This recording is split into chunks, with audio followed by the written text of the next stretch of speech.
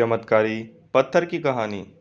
दोस्तों, अगर आप आज की कहानी पूरी पढ़ लेते हैं तो मैं यकीन से कहता हूँ कि आप अपने समय को अपने जीवन में आने वाले हर एक दिन को महत्व देने लगेंगे। इस बात की मुझे खुशी होगी। इसके लिए आपको सिर्फ इस कहानी को पूरा पढ़ना होगा। एक गरीब परिवार का लड़का था। उसने बचपन से जवानी तक अपने बूढ़े माँ बाप को बेशुमार मेहनत करते हुए देखा था। वह हर दिन मेहनत करते और हर दिन खाते। जीवन में उनकी कोई ख्वाहिश पूरी नहीं हो पाई थी। जैसे हर बच्चे का सपना होता है कि वह जीते जी माँ बाप को एक आराम की ज़िंदगी दे, उनकी ख्वाहिश पूरी करे। इस लड़के की भी ऐसी ही इच्छा थी। जैसे जैसे माँ बाप की उम्र बढ़ती जा रही थी, इस लड़के को लगता जा रहा था कि कहीं उसके मन की यह इच्छा अधूरी ना रह जाए। एक दिन इस लड़के को कहीं से एक सिद्ध पुरुष के बारे में पता चला। लड़के ने सोचा, अगर वह इस सिद्ध पुरुष से कोई ऐसी चीज़ मांग ले जिससे वह अमीर बन पाए, तो वह माँ बाप को वो सब दे पाएगा जो वह उन्हें देने की सोच रहा है। लड़का किसी तरह उस सिद्ध पुरुष का पता लगाकर उस तक पहुंच गया। उस सिद्ध पुरुष की सेवा करने लगा। काफ़ी दिनों तक उस पुरुष की सेवा करने के बाद सिद्ध पुरुष ने उसे ऐसा करने का कारण पूछा। तब लड़के ने सिद्ध पुरुष को सब कुछ सच सच बता दिया। सिद्ध पुरुष को यह बात जान खुशी हुई कि लड़का अपने लिए नहीं लेकिन माँ बाप के लिए धन दौलत कमाना चाहता है। इसलिए सिद्ध पुरुष उस लड़के को एक नदी के किनारे लेकर गया।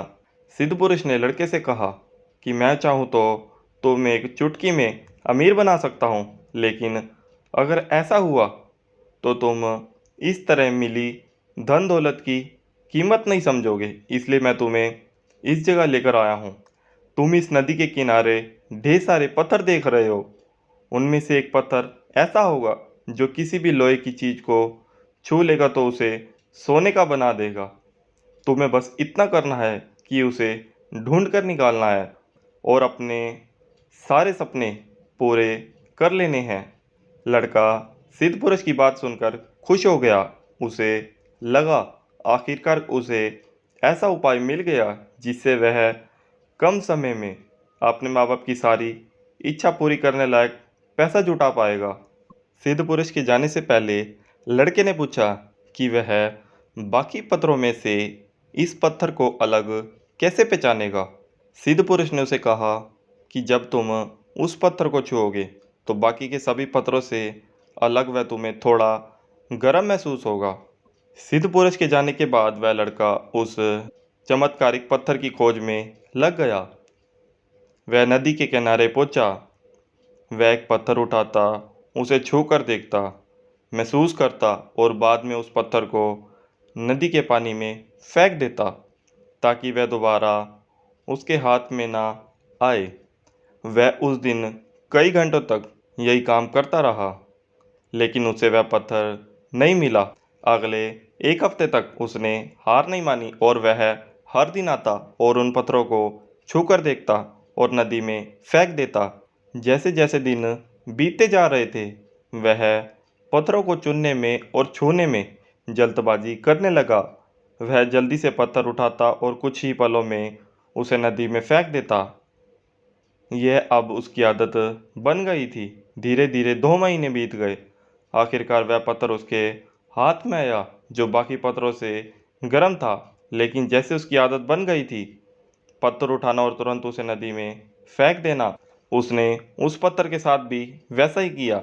उसने पत्थर को उठाया, पल भर में उसे नदी में फेंक दिया।